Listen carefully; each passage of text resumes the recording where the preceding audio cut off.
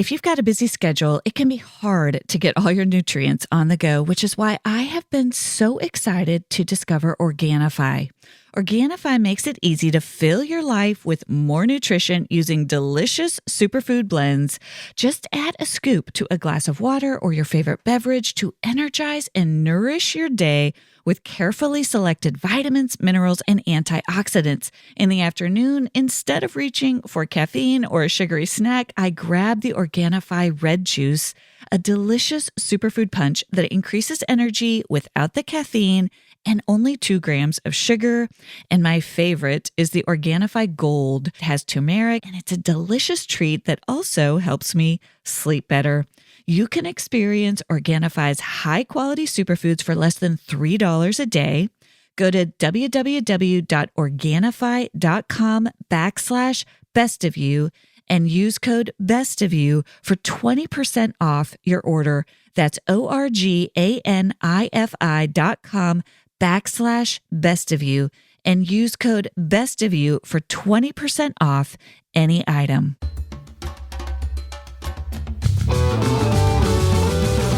Hey everyone, I'm Dr. Allison, and I'm so glad you're here to discover what brings out the best of you. This podcast is all about breaking free from painful patterns, mending the past, and discovering our true selves in God. I can't wait to get started as we learn together how to become the best version of who we are with God's help.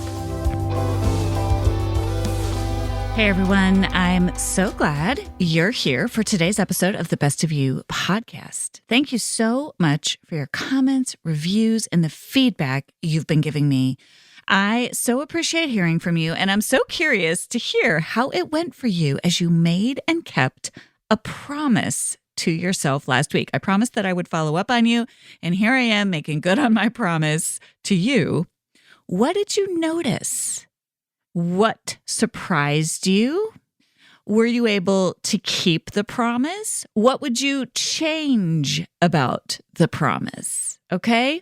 So I made a promise to myself, and the promise that I made to myself was related to someone I'm struggling with, where I'm noticing activation. And what I promised myself was to journal about that every day over the week. And I did. I still haven't arrived at the action that I'm going to take, but I do notice a little relief inside because I gave myself permission to journal about the situation. I didn't want to act out of impulse, out of anger, out of even hurt, right? And I gained a little more clarity just through the process of journaling. That taking that time, not just taking time to shove it aside or numb it, but taking the time to journal about it, to check in with myself, to kind of think through it from different angles. What was maybe this other person thinking? What maybe was my blind spot in it? Was there anything that I missed? Oh, but even if I did, I'm still hurt. So all of those things, that took me a week, just a week of journaling about an incident. I still don't have clarity. I'm still not exactly sure how to proceed in the situation, but I kept a promise to myself that I wasn't just going to brush it under the carpet, that I also wasn't going to act out of impulse. I'll keep you posted, but that was what I did this week. So I want to just give you that example. Sometimes keeping a promise to yourself doesn't immediately magically solve all of your life's problems, but it does get you a little bit of that self-trust. We talked about last week, you start to trust yourself, right? I do trust myself in this situation. I will know what to do when it's time to do it. And right now, I'm in the process of building trust with myself. Again, I'm not going to brush it under the carpet. I'm also not going to act impulsively or angrily or rashly. I'm going to give it time. I'm going to consider all the different parts of me. I'm going to consider the situation so that when I do act, when I do speak up on behalf of myself, it will be from a place of clarity.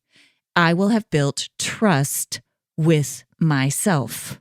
Okay? So on your own journey, I will be curious to know what is the promise you made to yourself, and check in with yourself after a week and just notice. What do you notice? What surprised you? Are there any tweaks that you want to make? Or do you want to just keep doing that same thing for another week?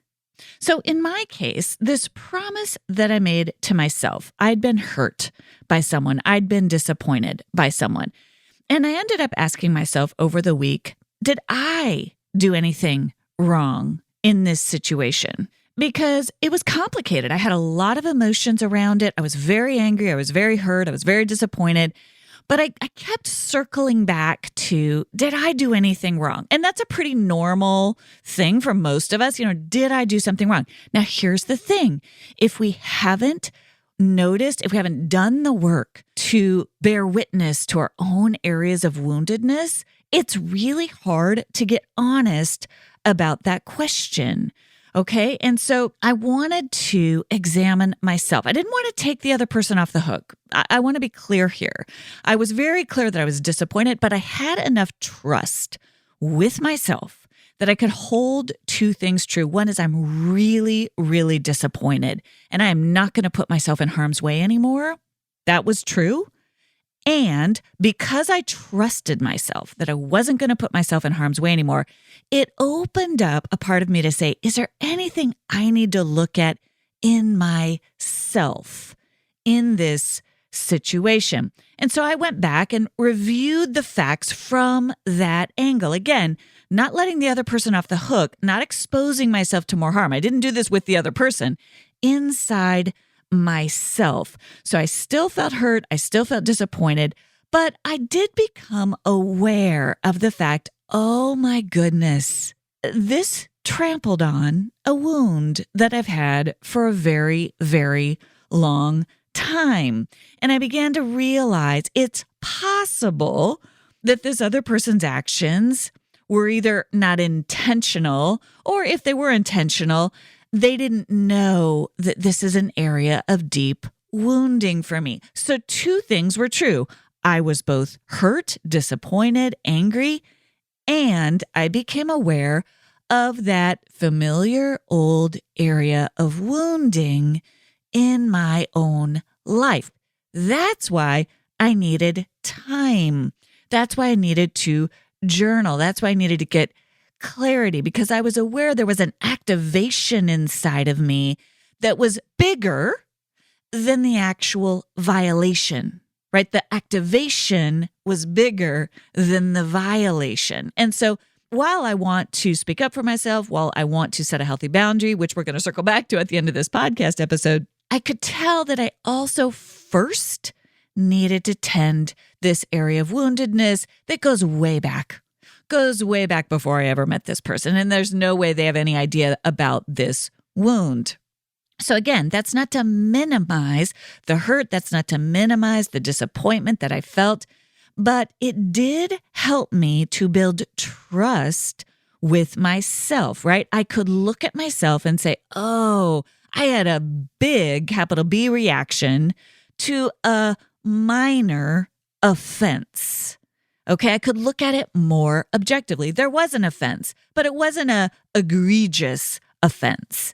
And that's going to change how I speak up on behalf of myself, how I end up setting a boundary. Okay, so I want you to hear me say that when you have a big reaction, when you have a big hurt, when you have big anger, when you have big resentment, that may well be valid, and you may have been hurt by someone else. So I want you to hold two things to be true, but I also want you to learn how to look inwardly at our own areas of wounding, because that's where we're the most susceptible to pain, to shame, and to act out in a way that isn't in our best interest. This is where, in this work of establishing healthy boundaries in our external life, we have to go so deep inside ourselves, because when we've been hurt, when we've been violated, when there's been an offense against us, we always have to really, really get honest with ourselves. Did this person do something wrong? And in many cases, they did, right? A lot of times we're activated because something indeed wrong happened. Did they do something wrong? What was the wrong thing they did? And also, what is the wound inside of me that tripped over? What is that bruise, that unhealed bruise that they just pushed on? whether intentionally or unintentionally. We need to hold both of those things in tensions. Sometimes they did something wrong and inadvertently tripped over an old wound. Sometimes, every once in a while, when you do this work, you realize, I don't think they did something wrong. I think they disappointed me. I think that hurt, but I actually don't think they did something wrong. I think an old wound was tapped inside of me. That takes a lot of courage and a lot of self-trust, right? To go, oh my gosh, did that hurt? And I don't actually think they did something wrong. Sometimes that's the case. Sometimes that's what we'll find. We have to do that internal work to know the difference. Now, a word from our sponsor, BetterHelp. I don't think I've recorded an episode of this podcast without encouraging you to seek the support of a therapist. And one of the questions I get asked the most often is, how do I find one?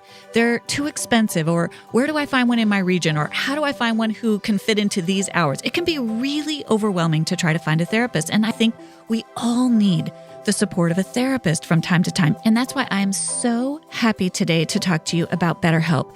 If you are thinking of giving therapy a try, BetterHelp is a great option. It's convenient, accessible, it's affordable, and it's entirely online, so it meets your needs. You'll get matched with a therapist after filling out a brief survey, and you can switch therapists at any time. You get to go to that therapist and see if it's a fit, and if it's not, you can switch with BetterHelp. They'll find you someone who's a better fit for you. Okay, so when you want to be a better problem solver, therapy can get you there. Visit betterhelp.com/bestofyou today to get 10% off your first month. That's betterhelp.com/bestofyou.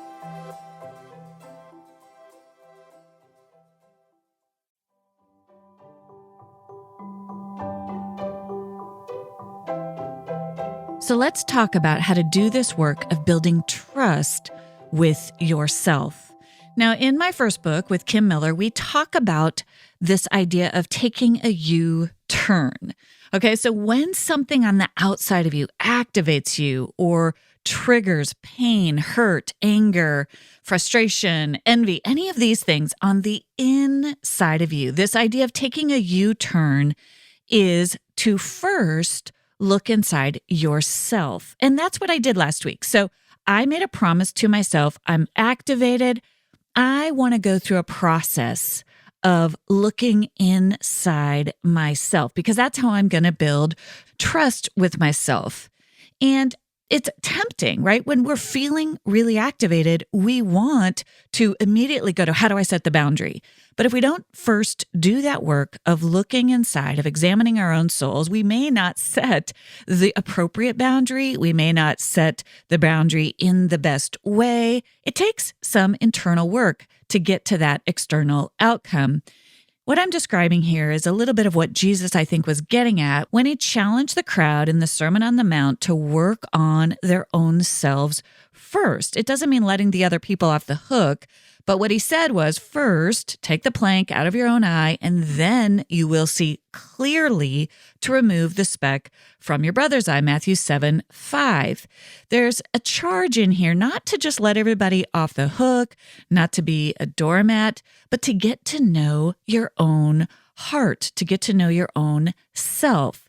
When you're feeling angry, what else is going on inside of you? Is there a wound inside of you? If so, it needs to be drawn in closer so you can give yourself the care you need.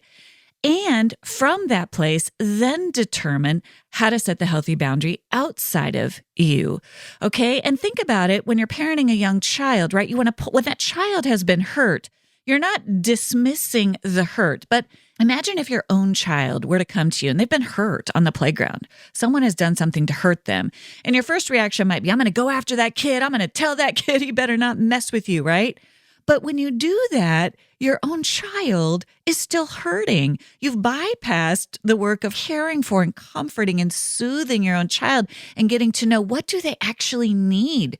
Do they need you to go stand up to that bully on their behalf, or do they need you to empower them Or do they need you simply to comfort them, right? You've got to first tend to the hurting child, then determine what course of action you will take. And it's the same inside your own soul. You first have to access the hurting part of you, get to know it, understand what do you need, and then determine the external boundary you might set. So when you do this work of looking inside, you start journaling, most likely, most of us, the first voices we bump up against, the first voices that need expression, come from protective parts of us. These are the parts of us that are angry. These are the parts of us that want to blame.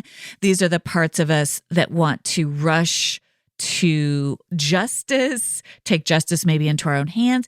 On the other hand, these are also sometimes voices inside of us that try to talk us down, that try to tell us, you shouldn't feel this way. You should just get over it. You should just turn the other cheek. Sometimes we have these quote unquote religious voices that try to protect us by telling us not to worry about it, not to think about it. We shouldn't feel that way. We should only think the best of the other person. These are all voices of protectiveness. These are parts of us. They're trying to help. They're trying to keep us safe, but they're ways that we've learned from long ago when we're hurt to keep us safe. That's why we call them protectors. Now, these protectors might show up as ego, right? They might show up as, we can't let anybody see that we feel this way. You know, that's a self-protective voice. Or we just need to earn their approval. That's just what we'll have to do. We'll have to just work harder to get them to like us, to get their approval, even though they've treated us poorly.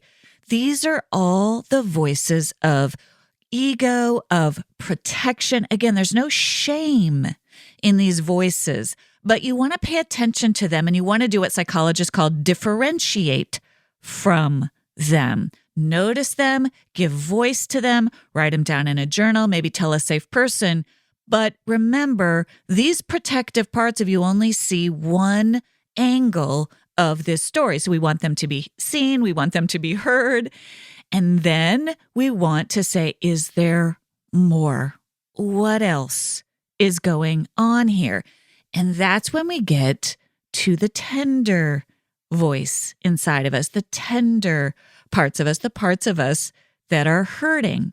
Now, again, imagine that child, imagine your child, right? At first, they're just mad. That person's a jerk. I hate that person. I never want to be around that person again. I can't go back to school, right? That's all that protective energy that we carry with us into adulthood.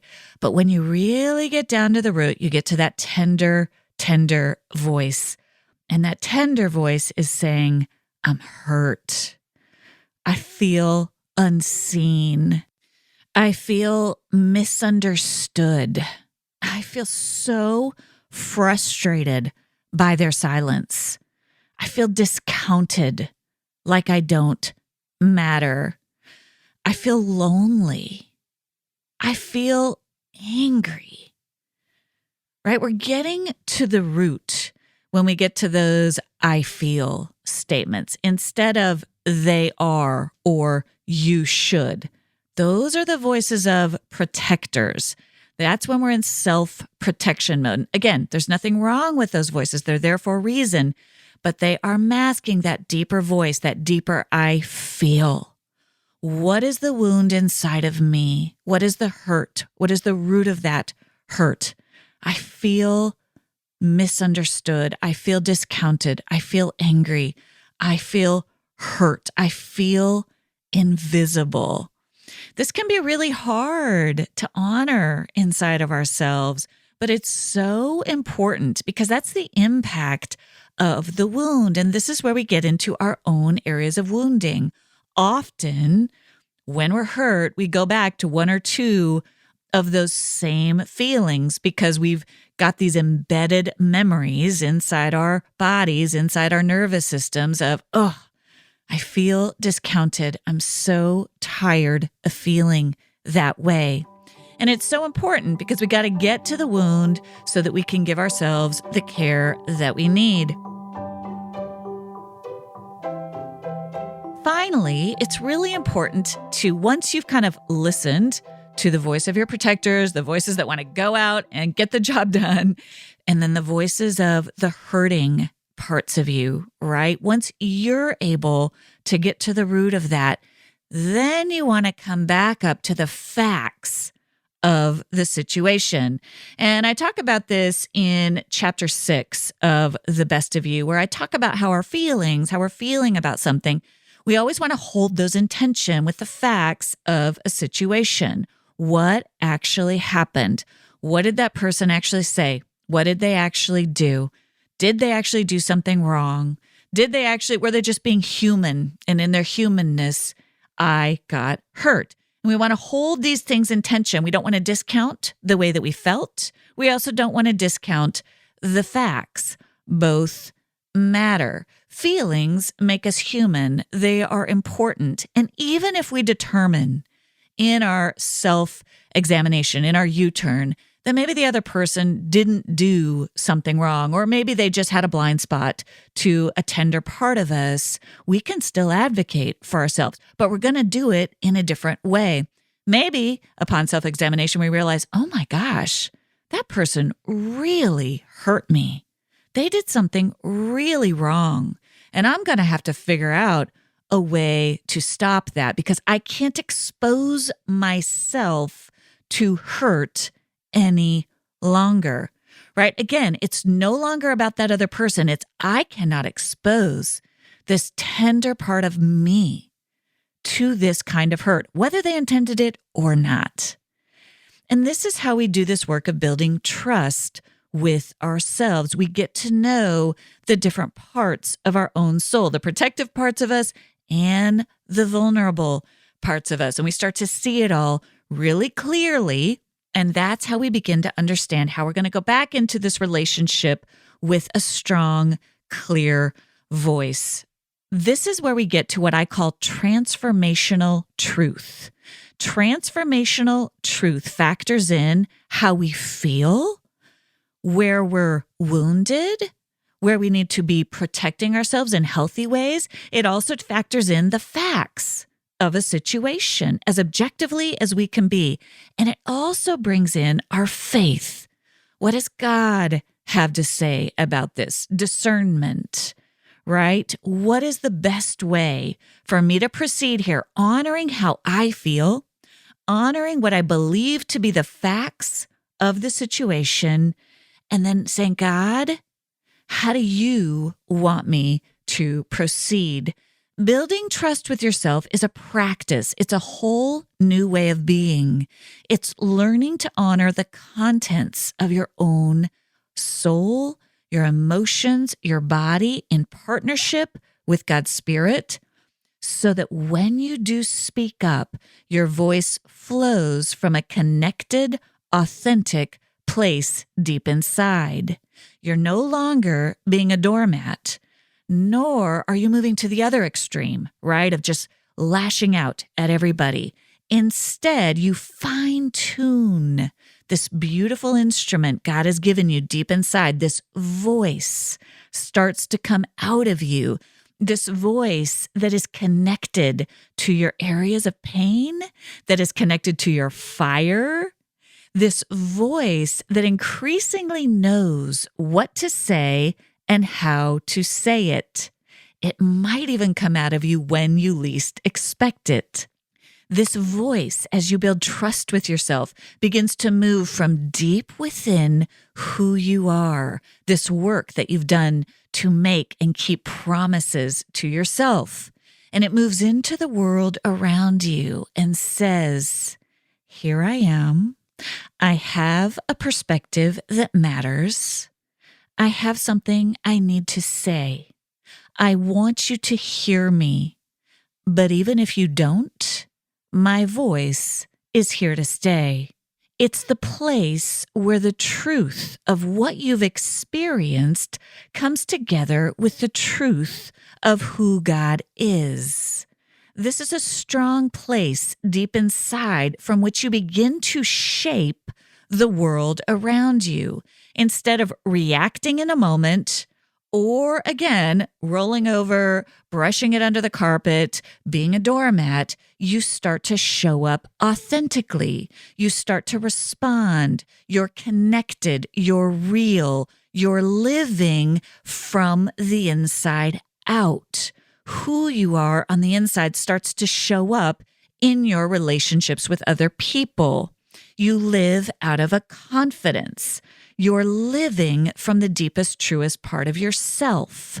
So this process of building trust with yourself is a process of learning to hold your ear close to the ground of your own life. It's listening for that voice of ego, those protective parts of you that want to shame you, that want to should you, that want to lash out at other people. It's gently redirecting that voice, letting her be heard, letting her have her say in your journal with your safe person, letting her feel heard. But it's also saying, I need you to step back so that I can get to that tender voice inside that's hurting, right? Both of you get to be here, but I need to do the work of listening well, listening to the anger and listening to the parts of me that go way back to these wounded places inside where I felt so invisible, so unseen, so hurt, so cast aside.